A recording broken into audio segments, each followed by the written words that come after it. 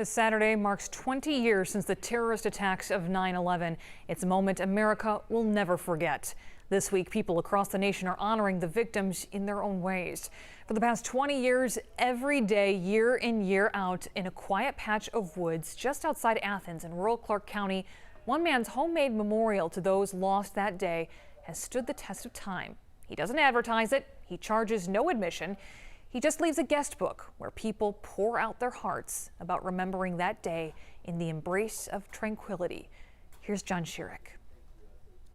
There are no signs for it anywhere along the country roads of rural Clarke County. It's in the woods off of a dead-end street about 10 miles outside of Athens. Yet somehow, for the past 20 years, people from across the country have heard about it, searched for it, and found their way to Bob Hart's simple, rustic, personal prayer of love for all those killed on 9/11.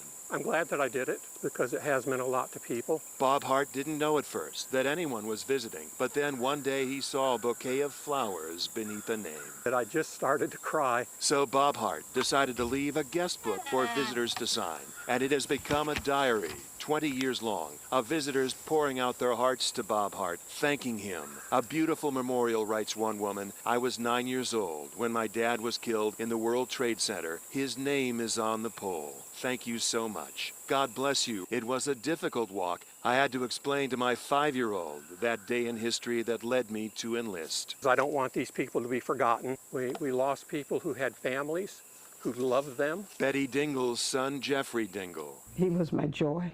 He was my friend. He was everything. Adam White, Shelby White's son. Bob Hart says his memorial helps him realize we should all live and love passionately now. No promise of tomorrow. We need to realize that we have to protect ourselves from this happening again.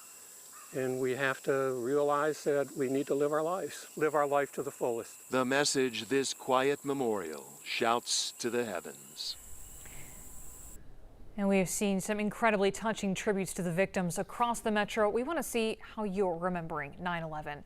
Just open the 11 Alive News app and look for this banner.